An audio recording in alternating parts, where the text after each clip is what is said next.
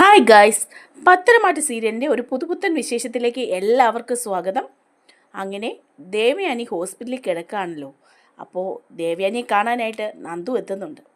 അപ്പോൾ ചേച്ചിമാർക്കെതിരെ കുറ്റം എന്നറിയുമ്പോൾ നന്ദുവിന് അതിൻ്റെ സത്യാവസ്ഥ അറിയണമെന്ന് തോന്നുകയാണ് കേട്ടോ. അങ്ങനെ നന്ദു സത്യാവസ്ഥ കണ്ടെത്തുകയാണ് കേട്ടോ. ആ വിശേഷങ്ങളാണ് നമ്മൾ പങ്കുവയ്ക്കാൻ പോകുന്നത്. നമ്മുടെ വീഡിയോ കാണുമ്പോൾ തന്നെ ഒന്ന് ലൈക്ക് ചെയ്ത് കാണണേ, ചാനൽ കൂടി ഒന്ന് സബ്സ്ക്രൈബ് ചെയ്ത് സപ്പോർട്ട് ചെയ്യണേ. നന്ദു വല്യമ്മയെ കാണാനായിട്ട് ഹോസ്പിറ്റലിലേക്ക് എത്തുകയാണ് കേട്ടോ. അപ്പോൾ അനി അവിടെയുണ്ട്. അനി പറയുന്നുണ്ട്, നന്ദു, എൻ്റെ ജീവിതവും ഇങ്ങനെ വല്ലാതായി. എല്ലാവരും കൂടെ നിർബന്ധിച്ചിട്ടാണ് അനാമികയെ കുടുംബത്തിലേക്ക് കൊണ്ടുവന്നത്.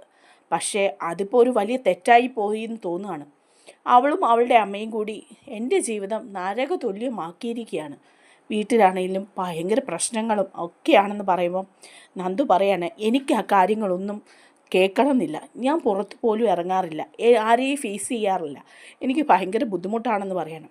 അപ്പോൾ അനി വീണ്ടും പറയുമ്പം നന്ദു പറയുന്നുണ്ട്, അനി ഇനി ആ കാര്യങ്ങളൊന്നും സംസാരിക്കണ്ട. ഞാൻ ദേവയാനി വല്യമ്മയൊന്ന് കാണാമെന്ന് വെച്ച് വന്നതാ എന്ന് പറയുമ്പോൾ അനി പറയാണ്, അവിടെയും പ്രശ്നങ്ങളാണല്ലോ. വല്യമ്മ പാല് കുടിച്ചത് നയനയിടത്തി എടുത്തു വെച്ച പാലാണ് നവ്യയിടത്തേക്കായിട്ട്. അത് കുടിച്ചു കഴിഞ്ഞാണ് വല്യമ്മയ്ക്ക് ഈ അസുഖമൊക്കെ വന്നത്. അത് നയനയിടത്തി മനഃപൂർവ്വം ചെയ്തതാണെന്നാണ് എല്ലാവരും പറയുന്നത്. ICU കിടക്കുന്ന വല്യമ്മയും അത് തന്നെയാണ് വിശ്വസിക്കുന്നത്. അവിടെയും കുറ്റം നിൻ്റെ ചേച്ചിമാർക്കാണ് എന്ന് പറയുമ്പം നന്ദുവിന് വല്ലാതാവുന്നുണ്ട് കേട്ടോ. നന്ദുവിനാകെ ഒരു വിഷമമൊക്കെ തോന്നുകയാണ്. അതിനുശേഷം നന്ദു ദേവയാനിയെ കാണാനായിട്ട് പോവാണ് കേട്ടോ. അപ്പോൾ ദേവയാനിയുടെ അടുത്ത് നന്ദു ചെല്ലുമ്പം തന്നെ ദേവയാനിക്ക് ഭയങ്കര ദേഷ്യമാവാണ്. ദേവയാനിയെ വല്യമ്മയെന്ന് നന്ദു വിളിക്കുക. അപ്പോൾ ദേവയാനി നോക്കുന്നുണ്ട് സൂക്ഷിച്ചിങ്ങനെ. എന്നിട്ട് ചോദിക്കുക, എന്തിനാ വന്നത്?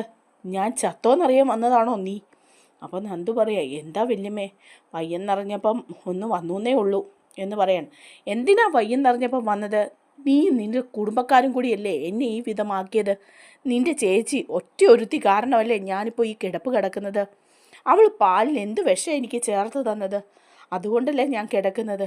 നിങ്ങളുടെയൊക്കെ കുടുംബക്കാരുമായിട്ടുള്ള ബന്ധം എന്ന് തുടങ്ങിയോ അന്ന് എൻ്റെ കഷ്ടകാലം തുടങ്ങിയതാ. മനസ്സമാധാനത്തോടെ ഒന്ന് ഉറങ്ങാൻ പോലും സാധിക്കുന്നില്ല. നിൻ്റെ ചേച്ചി ആദ്യമേ പറ്റിച്ച് മരുമകളായിട്ട് വീട്ടിലേക്ക് കയറി വന്നു. പുറകെ ബാക്കിയുള്ളവരും. നീയും കയറിക്കൂടാൻ നോക്കിയതല്ലേ നാണമില്ലാത്തവളെ. എന്നിട്ട് പിന്നെ എന്തിനാടി നാണമില്ലാത്തവളെ വീണ്ടും ഇങ്ങോട്ട് വന്നത്? അനിയെ കണ്ട് വീണ്ടും മയക്കാനായിരിക്കും അല്ലേ? അപ്പോൾ നന്ദു പറയാ, വല്യമ്മ തെറ്റിദ്ധരിക്കുകയാണ്. ഞങ്ങളാരും വല്യമ്മയ്ക്ക് ദോഷം വരുന്ന ഒരു കാര്യവും ചെയ്തിട്ടില്ല. പ്രത്യേകിച്ച് നയനേച്ചി അങ്ങനൊന്നും ചെയ്യല. അങ്ങനൊന്നും ചെയ്യാനുള്ളൊരു മനസ്സ് നയനേച്ചിക്കില്ല എന്ന് നീ അങ്ങ് പറഞ്ഞാൽ മതിയോ? പിന്നെ തന്നെ പാലിൽ വിഷം വന്ന് വീണോടി. ഞാനത് കുടിക്കുമെന്നറിഞ്ഞ് അവൾ കലക്കി വെച്ചതല്ലേ? അതോ അവളുടെ ചേച്ചിയുടെ കുഞ്ഞിനെ കളയാൻ വേണ്ടി അവൾ ചെയ്തതോ എന്ന് പറയുമ്പം നന്ദു പറയാണ്, നയനേച്ചി വല്യമ്മയ്ക്ക് ഉപകാരങ്ങളെ ചെയ്തിട്ടുള്ളൂ. ഇങ്ങനെയുള്ള തെറ്റിദ്ധാരണ ചെയ്യരുത്. ഞാനും എൻ്റെ കുടുംബക്കാരും അങ്ങനെ മോശമായൊന്നും ചെയ്യില്ല. ഞങ്ങളുടെ അച്ഛൻ അങ്ങനെയല്ല ഞങ്ങളെ വളർത്തിക്കൊണ്ട് വന്നത്. എന്നാൽ പോയി നീ തെളിയിക്കടി, പാലിൽ അവളല്ല ചേർത്തത് വിഷം എന്ന്. നിൻ്റെ ഈ തെളിവുണ്ടോ വേറെ ആരെങ്കിലും ചേർത്തതിൻ്റെ? അപ്പോഴേക്കും നന്ദു പറയാണ്, അതിനൊക്കെ തെളിവ് കിട്ടും വല്യമ്മേ. എന്തെങ്കിലും എല്ലാ സത്യങ്ങളും തെളിയും. അല്ലാതെ എല്ലാം എക്കാലവും മൂടി വയ്ക്കാനൊന്നും പറ്റില്ല. എന്നാൽ നീ പോയി തെളിയിക്ക്. അല്ലാതെ എൻ്റെ മുന്നിൽ വന്ന് നീ നിൻ്റെ ചേച്ചിയൊന്നും എളിഞ്ഞ് നിൽക്കണ്ട എന്ന് പറയാണ്. അങ്ങനെ നന്ദു അവിടുന്ന് പോവുകയാണ് കേട്ടോ, വളരെ വിഷമിച്ച്. അപ്പോൾ അനി വെളിയിൽ നിൽപ്പുണ്ട്. അപ്പോൾ അനി ചോദിക്കുകയാണ്, വല്യമ്മയുടെ വായിൽ നിന്ന് നല്ല കേട്ട് കാണുമല്ലേ? കേട്ടു, ചേച്ചിയെ കുറ്റപ്പെടുത്തി പറഞ്ഞു ഒരുപാട്. പക്ഷേ അനി, ഒരു കാര്യമുണ്ട്, നയനേച്ചി അങ്ങനെയൊന്നും ചെയ്യില്ല. നയനേച്ചി അങ്ങനെയൊന്നും ചെയ്യില്ലെന്ന് എനിക്ക് മാതർശേട്ടനും മുത്തശ്ശിക്കും ഒക്കെ അറിയാം. പക്ഷേ ബാക്കിയുള്ളവർ പറയുന്നത് നയനേച്ചിയാണ് അങ്ങനെ ചെയ്തതെന്നാണ്. ഇതൊക്കെ തെളിയിക്കണം അനി, എന്തെങ്കിലും ഇതിൻ്റെ തെളിവ് വേണം. അപ്പോൾ പറയാണ്, എങ്ങനെ നമുക്ക് തെളിയിക്കാൻ പറ്റും?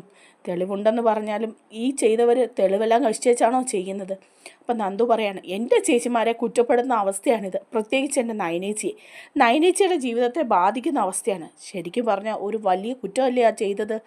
അങ്ങനെയുള്ളപ്പോൾ അതിൻ്റെ സത്യാവസ്ഥ അറിയണ്ടേ? അനന്തപുരിയിൽ ആരാണ് ഇങ്ങനെയൊക്കെ ചെയ്യുന്നതെന്നും ഇനിയും അവിടെയുള്ളവർക്ക് ജീവിക്കണ്ടേ? ഇതുപോലെ അവസ്ഥയുണ്ടായി ആരുടെയും ജീവൻ നഷ്ടപ്പെട്ടാലോ? അതുകൊണ്ട് ഇതിൻ്റെ സത്യാവസ്ഥ ഞാൻ കണ്ടുപിടിക്കുവാ നീ. അപ്പോൾ അനി ചോദിക്കുകയാണ്, നീ എങ്ങനെ കണ്ടുപിടിക്കുമെന്നാണ് പറയുന്നത്? എന്തെങ്കിലും തെളിവ് കിട്ടണ്ടേ? ഈ ചെയ്തവരെല്ലാം ചില്ലറക്കാരൊന്നുമല്ല. അപ്പോഴേക്കും നന്ദു പറയാണ്, അതിനുള്ള തെളിവൊക്കെ കിട്ടും.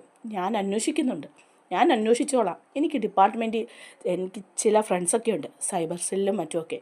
അതുവഴിയൊക്കെ ഒന്ന് തിരഞ്ഞാൽ ചിലപ്പോൾ ആളെ കയ്യോടെ കിട്ടുമോ? നീ കിട്ടട്ടെ നന്ദു, എന്തായാലും നമുക്ക് സത്യം തെളിയട്ടെ എന്ന് പ്രാർത്ഥിക്കാം. എന്ന് പറയുകയാണ് അനി. അതിനുശേഷം നന്ദു അവിടുന്ന് ഇറങ്ങുകയാണ്. അതിനുശേഷം നന്ദു സൈബർ സെല്ലിലുള്ള നന്ദുവിൻ്റെ കുറച്ച് ഫ്രണ്ട്സിനെയൊക്കെ വിളിക്കുകയാണ്. എന്നിട്ട് ചോദിക്കുന്നുണ്ട്, ഞാനൊരു വിവരം തരാം, കുറച്ച് ഡീറ്റെയിൽസ് നിങ്ങൾ എനിക്ക് എടുത്തു തരണം എന്ന് പറയണം. അപ്പോൾ അവർ ചോദിക്കുന്നുണ്ട്, എന്താ കാര്യം? ഇങ്ങനൊരു സംഭവം ഉണ്ടായിട്ടുണ്ട്, എൻ്റെ ചേച്ചിയുടെ ജീവിതത്തെ തന്നെ ബാധിക്കുന്ന കാര്യമാണ്, അതുകൊണ്ട് അതിൻ്റെ സത്യം തെളിയണം, അതിന് വേണ്ടിയിട്ടാണെന്ന് പറയുകയാണ് കേട്ടോ. അപ്പോൾ അവർ പറയുന്നുണ്ട്, ഡീറ്റെയിൽസൊക്കെ ഞങ്ങൾ ചെക്ക് ചെയ്യാമെന്ന് പറയും. അങ്ങനെ നന്ദു ഡീറ്റെയിൽസൊക്കെ കൊടുക്കുകയാണ് കേട്ടോ. അനാമികയുടെ അച്ഛൻ്റെയും അമ്മയുടെയും അതുപോലെ ജലജയുടെയും അഭിയുടെയും ഒക്കെ ഫോൺ നമ്പർ കൊടുക്കുകയാണ്. അവരാരെയൊക്കെ കോൺടാക്റ്റ് ചെയ്തു, എന്തൊക്കെ സെർച്ച് ചെയ്തു, അങ്ങനെയുള്ള കാര്യങ്ങളൊക്കെ നോക്കണം എന്ന് പറയുകയാണ് കേട്ടോ. അപ്പോൾ അവർ പറയുന്നുണ്ട്, ഇതൊക്കെ ഞങ്ങൾ ചെയ്തു തരാം, കുറച്ച് സമയം എടുക്കും, എന്തെങ്കിലും കാര്യങ്ങളൊക്കെ അറിയാം എന്ന് പറയണം. അങ്ങനെ ഇവരുടെ എല്ലാ ഫോൺ നമ്പറും ടവറും ലൊക്കേഷനും എല്ലാം കൊടുക്കുകയാണ് നന്ദു.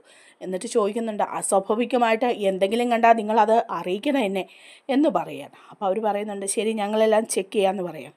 അതിനൊക്കെ ശേഷം കുറേ കഴിയുമ്പോൾ അവർ വിളിക്കുന്നുണ്ട് കേട്ടോ. വിളിച്ചിട്ട് നന്ദുവിനോട് പറയാണ്, അസ്വാഭാവികമായിട്ടൊന്നുമില്ല, പക്ഷേ ഇതിൽ ഒരാൾ ചെക്ക് ചെയ്തിട്ടുണ്ട്, ഒരു വിഷത്തിൻ്റെ കാര്യം ചെക്ക് ചെയ്തിരിക്കുകയാണെന്ന് പറയാണ്. അപ്പം നന്ദു നേരത്തെ തന്നെ ഡോക്ടറോട് ചോദിച്ച വിവരങ്ങളൊക്കെ എടുത്തിരുന്നു. അപ്പം നന്ദു പറയുന്നുണ്ട്, ഈ ഒരു വിഷത്തിൻ്റെ കാര്യമാണോ സെർച്ച് ചെയ്തതെന്ന് ചോദിക്കാണ്.